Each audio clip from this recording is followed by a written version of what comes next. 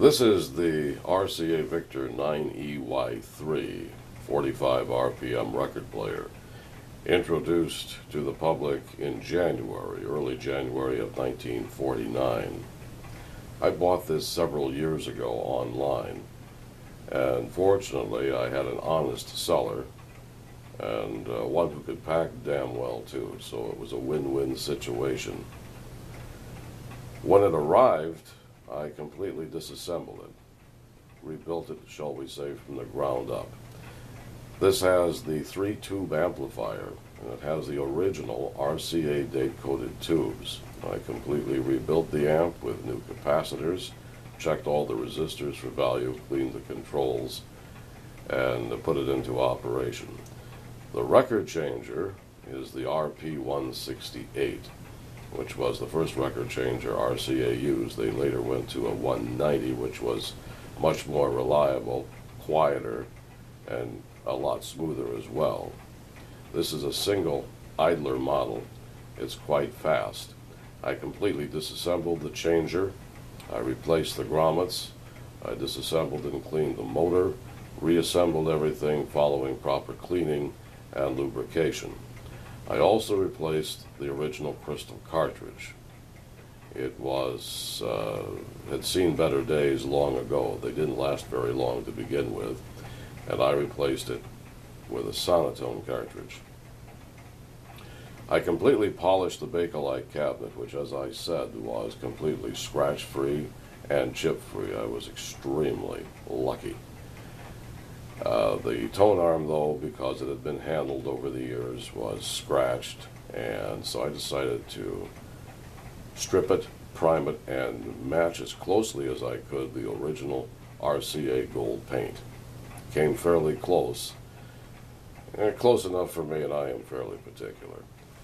The spindle cover is original. The spindle top is original. It is a 10 record spindle top. There are a couple of adjustments that at the time the player was manufactured were considered quite technical, but today they'd be considered quite crude. This adjustment back here is for the height of the tone arm. The idea being that you want the tone arm to clear the last record played or the 10th record play, such that the stylus doesn't drag across the recorded portion of your record. And also, you do not want it so high that the top of the tone arm drags across the next record as it is about to fall, because it will impede the falling of the record and probably impede the operation of the record changer. This adjustment here, which is about 3 inches ahead, is the adjustment for the lateral motion of the tone arm. The idea being that you want the stylus to fall directly on the run-in groove of the record. You don't want it to be too far that way. If it's too far toward the spindle, the stylus will fall on the recorded portion of the disc.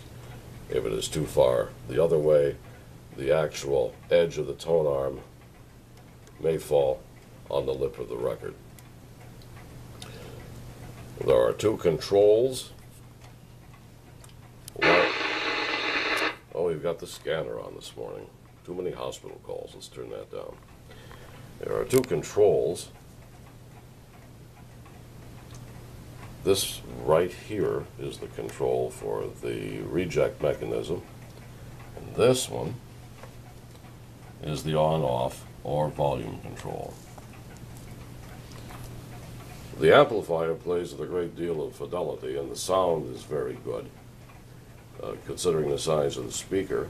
And if you notice the louver grill, oftentimes these louvers become cracked or chipped or missing altogether. A 3-step polish was used by MaGuires. That's obtainable at any auto parts store. Actually turned out to be quite a nice player. I was very proud of it. It's going to be a keeper. I have several of these that will be probably available for sale as time goes on. I'm going to put a record on the spindle. This is It Isn't Fair by Don Cornell. with Sammy Kaye and his orchestra. That's when Don Cornell was Sammy Kaye's vocalist. Later he went on to record the same song on the Coral record label in 1952, and he became a Coral recording artist.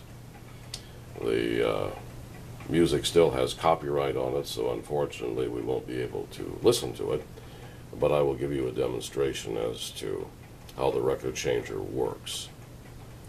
I bought this record along with several hundred others that had been locked away for years in the back room of a warehouse owned by a fourth generation of local jukebox distributors. There were probably 3,000 or 4,000 records, and the owners were nice enough to let me go through and pick out a few hundred that I wanted. And these records have never been played, or had not been played until they came into my hands. I'm just going to turn on the player right now. You'll hear a rumble. That's not unusual for these players. There was rumble when they were new as well.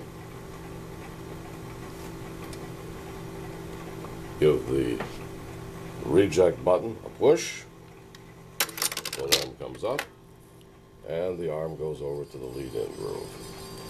And then I'll pick it up and set it down. It goes into the run-out groove, comes back, and I grab it very quickly and set it down on the post. Yes, you hear clocks striking in here. I'm also a clock collector, and I restore antique clocks as part of my living as well. And that is basically how the RCA 9EY3 45 RPM record player functions. And again, it was introduced by RCA the first week of January of 1940.